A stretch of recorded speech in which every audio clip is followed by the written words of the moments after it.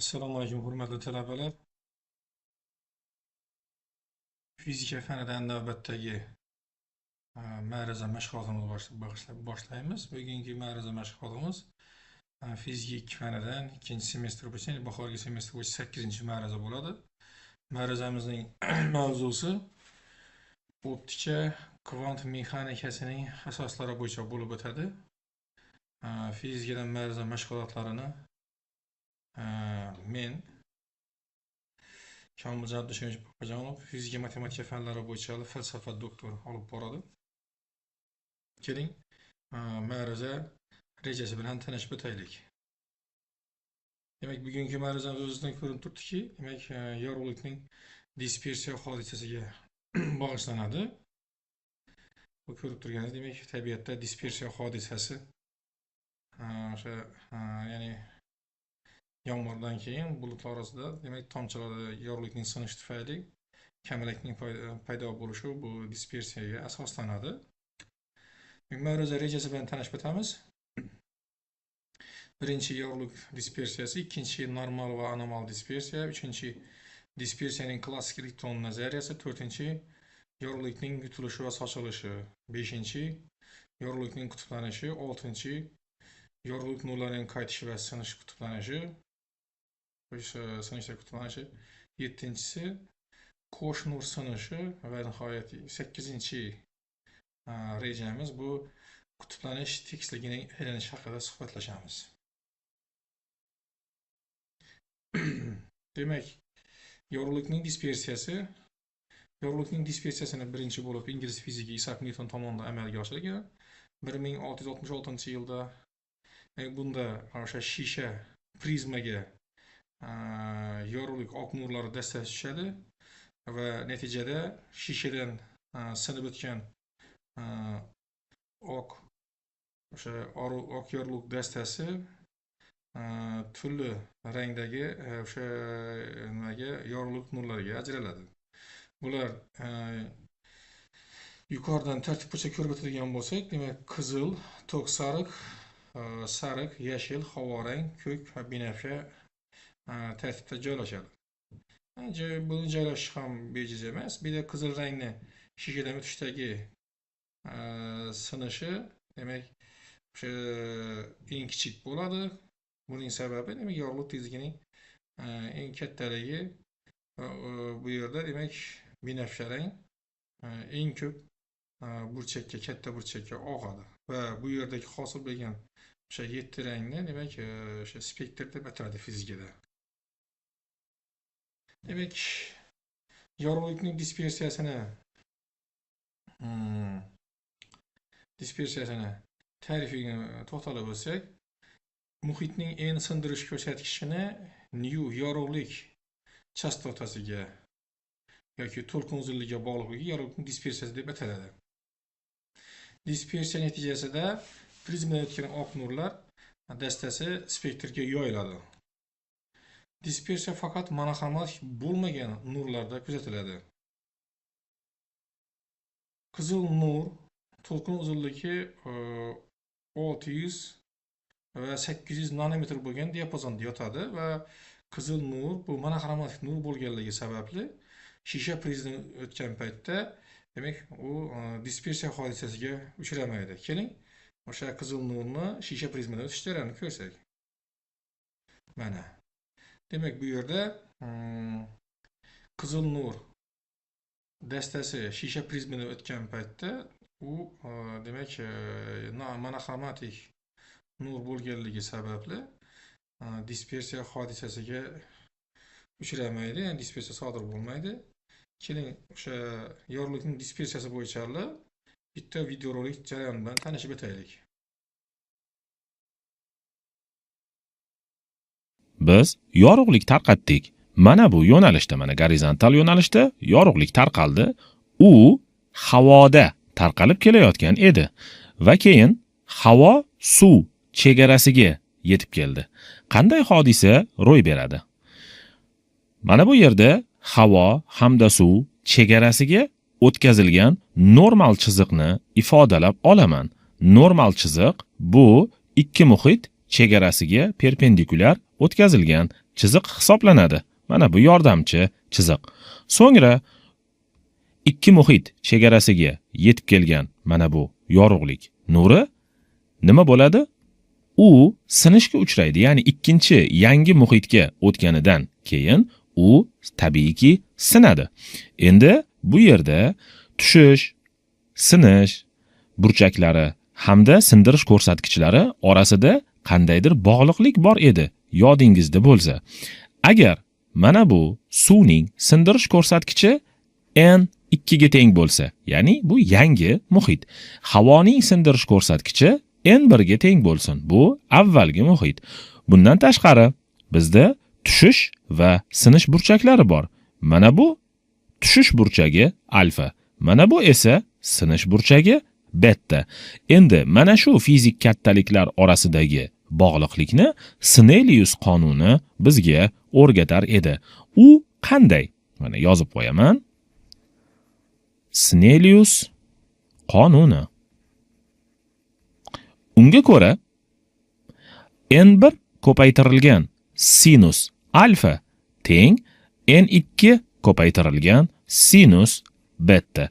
Birinchi muhit uchun kerakli bo'lgan kattaliklar, ya'ni birinchi muhitning sindirish ko'rsatkichi va birinchi muhitdagi mana bu burchak, tushish burchagi. N2 ikkinchi muhitning sindirish ko'rsatkichi va beta ikkinchi muhitga o'tishdagi sinish burchagi. Endi shu yerda tushish burchagi va birinchi muhitning sindirish ko'rsatkichi o'zgarmagan holda, agar biz ikkinchi muhitning sindirish ko'rsatkichini orttirsak, ya'ni mana bu yerda N2 ning qiymati ortsa, ko'paytma o'zgarmasdan qolishi uchun sinus betaning qiymati kamayishi kerak.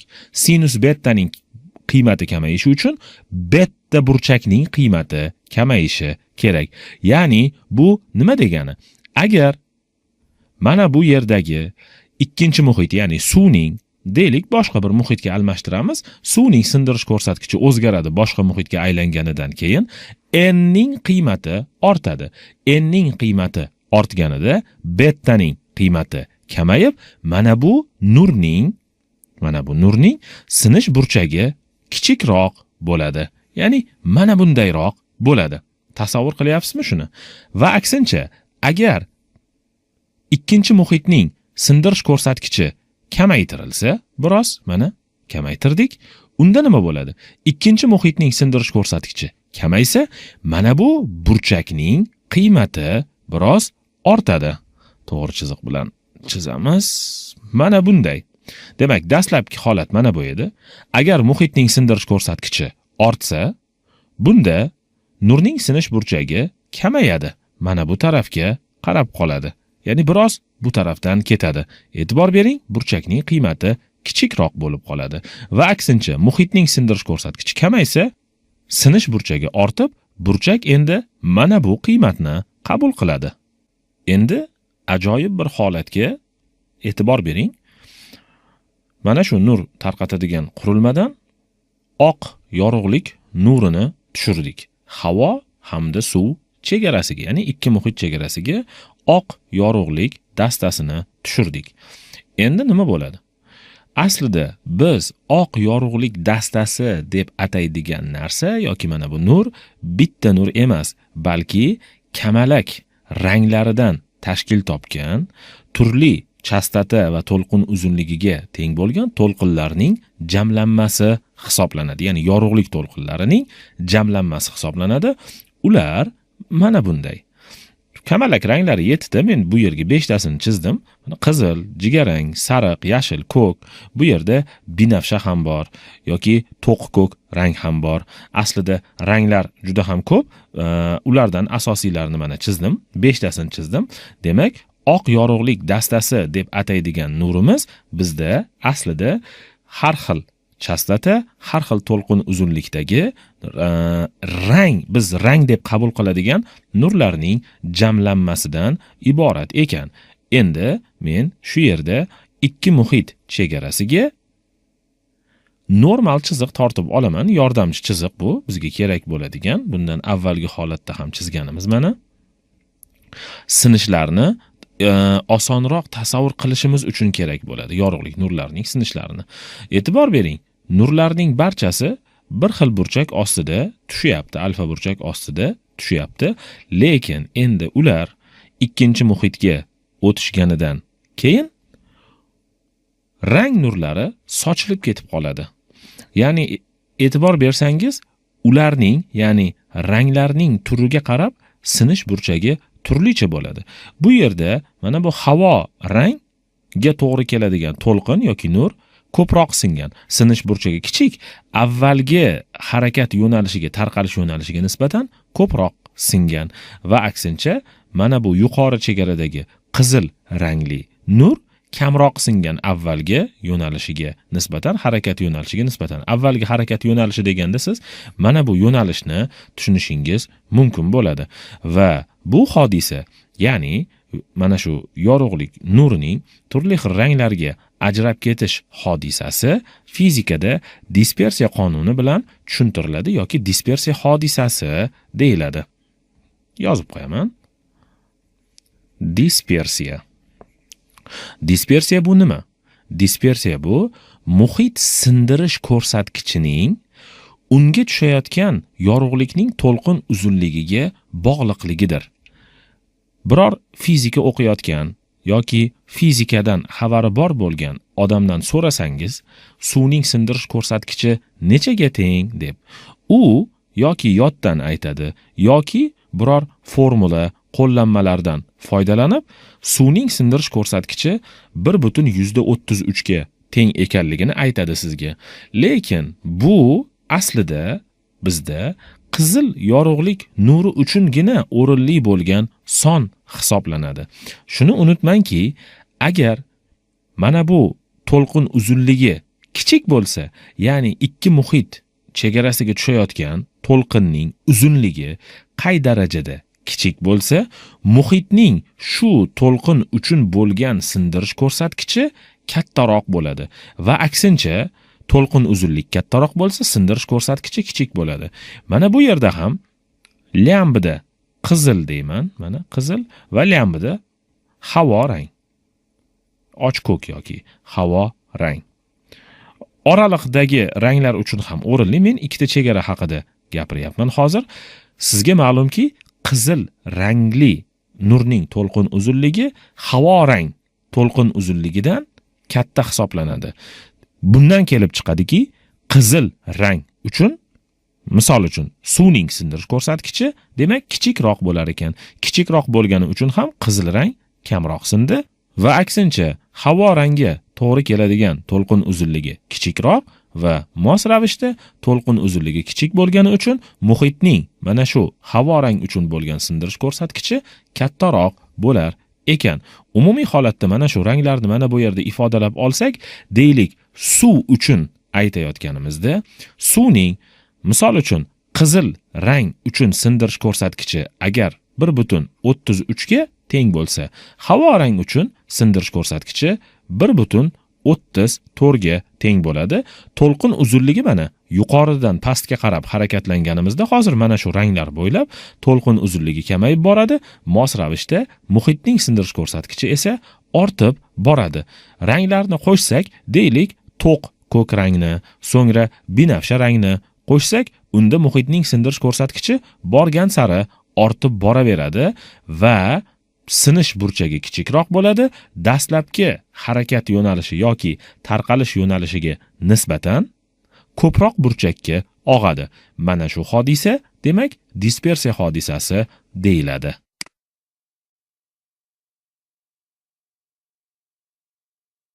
Demak, o'sha prizmadan yorug'likni dispersiya jarayonni videorolikini tomosha qildik. Buni bizga juda yaxshi tarzda o'zbek tilida yaxshi tushuntirib berildi. Demak, endi bu yoqda dispersiyaga oid bo'lgan fizika qonunlari, ya'ni formulalar bilan tanishib o'tamiz.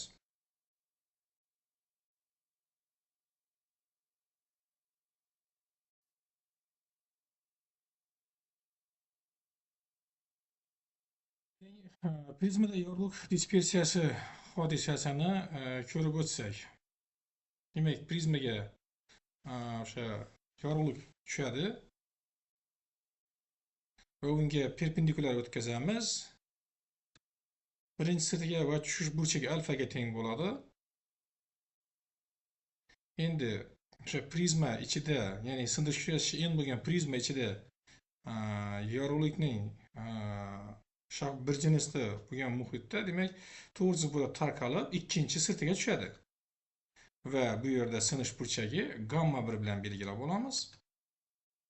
Va ikkinchi sirtga, ya'ni chiquvchi sirtiga perpendikulyar o'tkazamiz va bu yerda o'sha shisha prizmaning ikkinchi yon sirtiga tushish burchagini gamma 2 bilan belgilab olamiz va bu yerda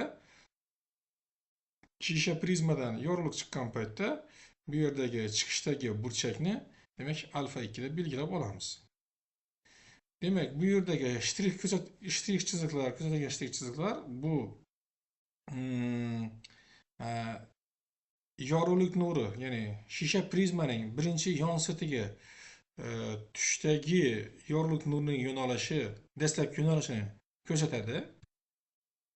Demak, shunga nisbatan umumiy, ya'ni shisha prizmadan yorug'lik chiqqan paytdagi umumiy sinish burchagi phi deb olinadi.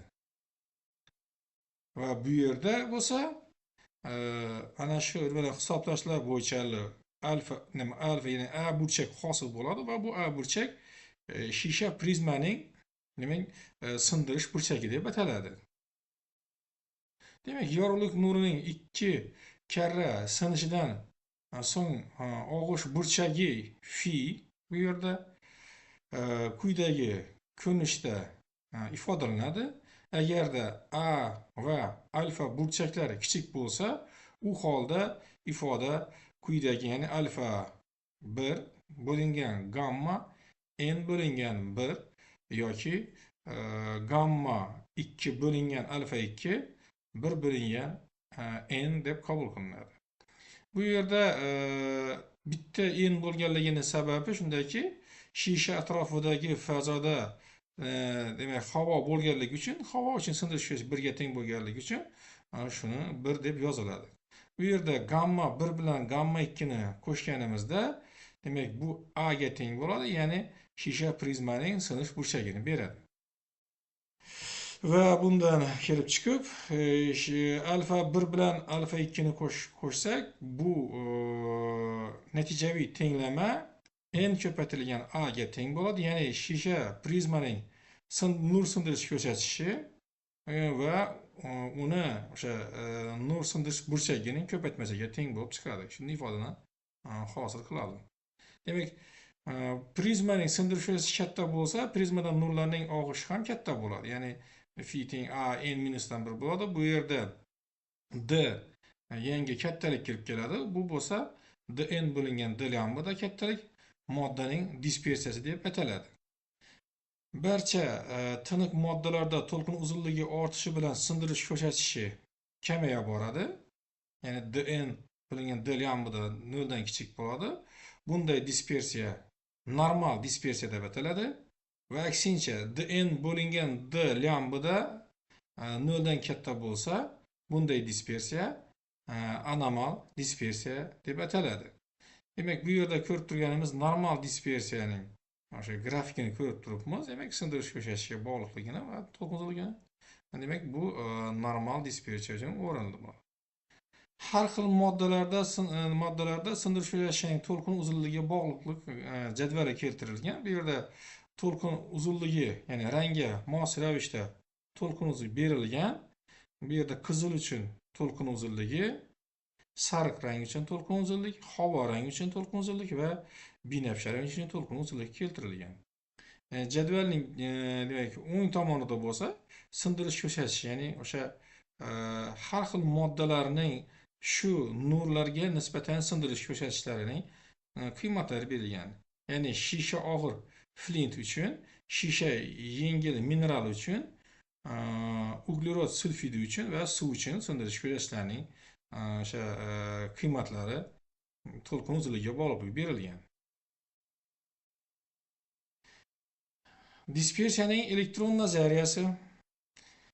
Lorenzning dispersiya elektron nazariyasi yorug'lik dispersiyaning elektron to'lqinning modda tarkibiga kiruvchi to'lqinlarning o'zgaruvchan elektromagnit maydonda majburiy tebranma harakat qiluvchi zaryadlangan zarrachalar o'zaro ta'siri natijada deb qaraydi. Lorentz nazariyasiga asosan yorug'lik dispersiyasi epsilonning yorug'lik to'lqinlarining nu chastotasiga bog'liqlik natijasi yoki to'lqin uzunligiga bog'liqlik natijasidir.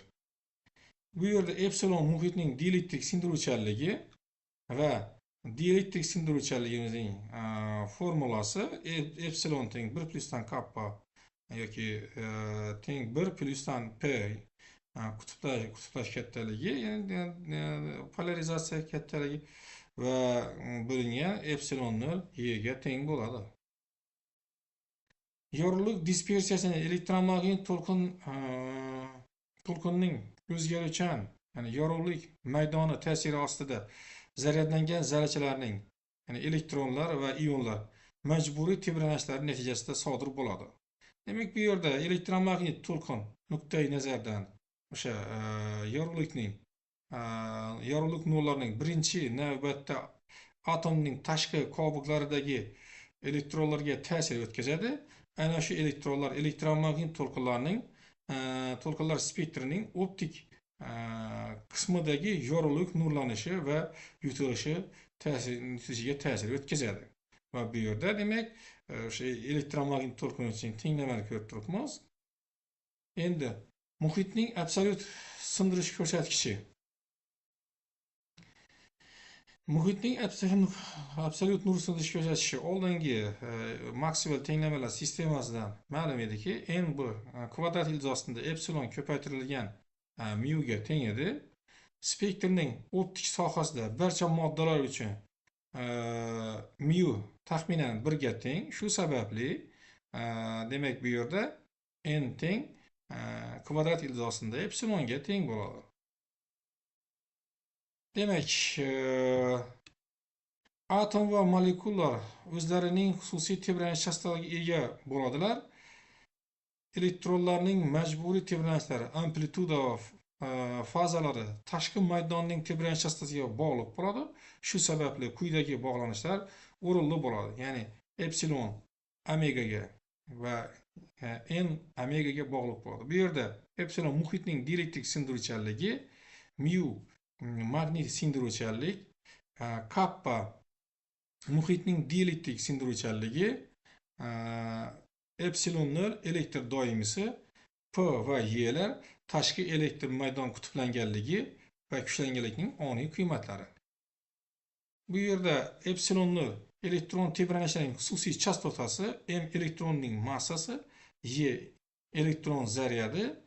Demak, bu yerda x yorug'lik to'lqinning elektr maydon ta'sirida elektromagnit elektronning siljishi va n 0 bo'lsa, dielektrikdagi atomlarning konsentratsiyasini beradi. Elektron majburiy tebranishlarining tenglamasini ko'rib o'tamiz. Tebranayotgan to'lqin energiyasi yutilishiga qarshilik ko'rsatuvchi kuchlar hisobiga olinmagan holda ko'rib o'tamiz. Ya'ni bu yerda o'sha majburiy tebranishlar tenglamasi majburlovchi faktor elektronga ta'sir etuvchi elektron to'lqinning maydon kuchining amplituda qiymati deb ataladi.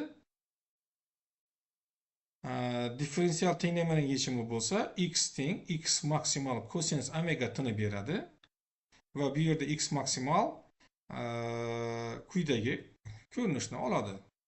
Elektromagnit to'lqin ta'sirida atom elektr maydonda dipol momentiga ega bo'ladi va bundan qutblovchi kattalik y ko'paytirilgan x ga bog'liq chiqadi va bu yerda qutblanish kattaligi p teng n0 p yoki n0 y x qutblanganda atomning dipol momentining oniy qiymatini beradi. Va demak bu yerda n ildiz ostida kvadrat ildizida epsilonga teng bo'lgan paytda va bu yerda quyidagi tenglamalarini demak matematik yechimi orqali biz dispersiya ifodasining o'sha dispersiya ifodasini natijaviy qiymatiga erishamiz. Ya'ni n kvadrat 1 plusdan n0 bo'lingan epsilon 0 summa YIMI 1 bo'lingan omega 0 i kvadrat minusdan omega kvadrat tenglamani hosil qilamiz. Dispersiya ifodasi uchun demak o'sha muhitning sindirish ko'rsatkicining chastotasiga bog'liqligidan kelib chiqqan holda quyidagi natijalarga erishamiz. Ya'ni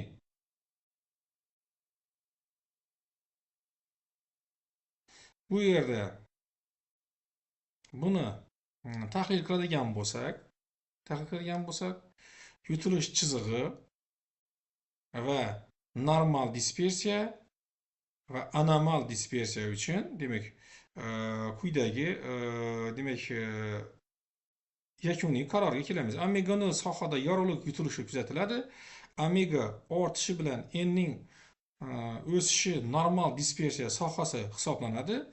Omega ortishi bilan anomal dispersiya sohasi hisoblanadi. Demak, yorug'likning yutilishi deb moddalarda yorug'lik to'lqinni tarqayotganda uning energiyasini kamayishi hodisasiga aytiladi. Energiya kamayishi to'lqin energiyasini boshqa turdagi energiyaga, ya'ni moddaning ichki energiyasiga, ikkilamchi nurlanish energiyasiga va boshqalarga o'tishi hisobiga sodir bo'ladi. Buger qonuniga muvofiq, demak, intensivlikning o'zgarish qonunini ko'ryapmiz va intensivlik bu yerda eksponensial ravishda o'zgaryapti. Bu yerda I0 bilan I moddaning yutilish sohasidagi kirish va chiqishdagi yassi monoxromatik to'lqin jadalligi deb ataladi. Alfa bo'lsa yorug'lik jadalligiga bog'liq bo'lmagan yorug'likning to'lqin uzunligi, moddaning kimyoviy tabiati va holatiga bog'liq bo'lgan yutilish koeffitsiyentidir. Yutilish koeffitsiyentining miqdoriy qiymati x qanlikdagi yutuvchi qatlamlardan yorug'lik o'tganda yassi to'lqin jadalligi epsilon marta, ya'ni 2,72 marta kamayishini ko'rsatadi. Demak, bu yerda yutilish va nurlanish spektrlarini ko'ryapmiz. Demak, bu yerda spektri ispuskan, ya'ni nurlanish spektrlariga xos bo'lgan spektrlar bu. Birinchi natriy, ikkinchi vodorod, uchinchisi geliy. Yutilish spektrlari bo'lsa, demak, 4-spektr ko'rib turganimizdek natriy, 5-spektr bo'lsa vodorod va 6-spektr geliyga taalluqli ekanligini bilib olishimiz mumkin bo'ladi. Yorug'likning sochilishi. Yorug'lik to'lqinlarining muhit atomlari elektronlari bilan o'zaro ta'sirlashuvida elektronlar tebranma harakatga kelib yorug'lik chiqaradilar. Tabiiy nurlarda tebranishlarning barcha yo'nalishlarda teng ehtimolli bo'lganligi uchun atomlar chiqarayotgan yorug'lik barcha yo'nalishlarda sochilishi mumkin. Agarda muhit atomlari bir tekis taqsimlangan bo'lsa, sochilgan nurlar kogerent bo'ladilar va interferensiya tufayli bir-birini yo'qqa chiqaradilar. Bu holda muhit optik jihatdan bir jinsli bo'lib, nurlarni sochmaydi. Demak, Reley qonuniga muvofiq, demak, intensivlik bu chastotaning 4-darajasiga proporsional va to'lqin uzunligining 4-darajasiga teskari proporsional. Bu yerda v bitta zarrachaning hajmi, n0 muhitdagi zarrachalarning konsentratsiyasi, sochilish sodir bo'lgan hajmda kuzatilayotgan nuqtagacha bo'lgan masofa, alfa loyiha muhitning nojinsli darajaga bog'liq bo'lgan koeffitsiyenti va teta yorug'likning tushish yo'nalishining burchagi deb ataladi.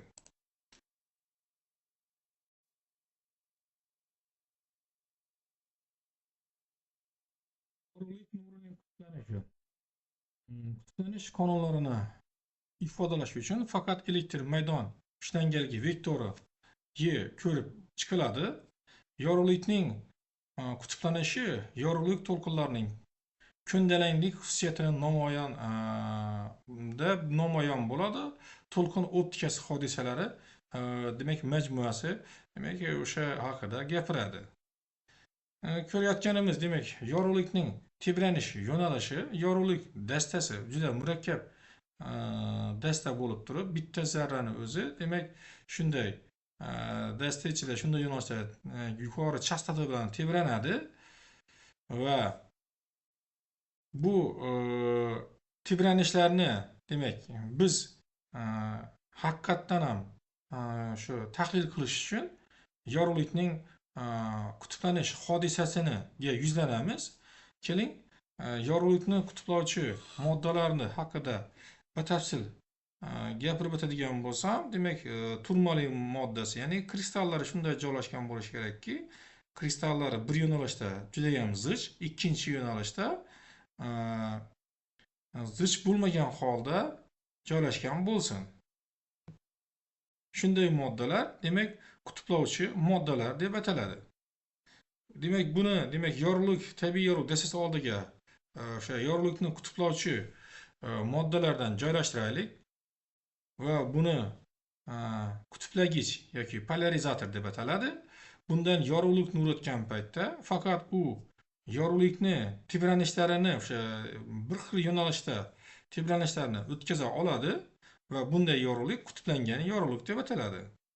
Endi o'sha yorug'lik nurlarini qutblangan yoki qutblanmaganini tahlil qilish uchun unga analizator qo'yiladi va o'sha yerda demak yorug'lik nuri o'tadigan tekislikka faqat bitta tebranadigan yorug'lik vektori chiziqlari qutblangan Y yoki yassi qutblangan deb ataladi. Tabiiy yorug'lik Y vektori tebranish barcha yo'nalishlarda teng huquqli bo'lib, tartibsiz o'z orientatsiyasini o'zgartira oladi. Demak, shunday qilib analizatordan o'tgan paytda demak yorug'lik ularning tekisliklari, qutblovchi tekisliklari bir-biriga nisbatan perpendikulyar joylashgan bo'lsa, u holda undan yorug'lik o'tmaganini ko'rishimiz mumkin bo'ladi. Demak, shunday qilib tabiiy yorug'lik bu tabiiy yorug'lik yassi qutblangan to'lqinlarning to'lqin tarqalishi yorug'lik vektori tebranish yo'nalishida o'tadigan tekislik, ya'ni qutblanish tekisligi deb ataladi va u to'lqin nazariyasini o'sha isbotlaydi. Demak, yorug'lik nurlari bu to'lqinlardan iborat bo'ladi. Ya'ni bu yerda shu qutblanish tekisligini ko'rib turibmiz va bu yerda o'sha yorug'lik, tabiiy yorug'lik bu bir paytning o'zida demak X va Y tekisliklari bo'ylab tebranishlarni hosil qiladi va bu yerda bitta shart bajariladi. Delta F T ga bog'liq ravishda o'zgaradigan bo'lsa, demak bunday nurlar o'zaro bir-biriga nisbatan kogerent emas. Demak, qutblangan yorug'lik.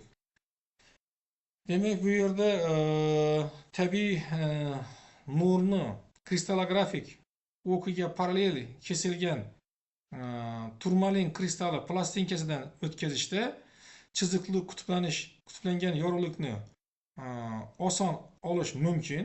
Turmalin kristalli kuchli anizotrop bo'lganligi sababli optik o'qqa perpendikulyar bo'lgan elektr vektorlaridan iborat bo'lgan yorug'lik nurlanishini kuchini yutadi va bu yerda demak ko'rib turganingizdek o'sha qutblanish tekisliklari bo'ylab quyidagicha yorug'lik nurlarining qutblanishi kuzatiladi. Ya'ni chiziqli qutblanish, elliptik qutblanish, doiraviy qutblanish va o'sha yana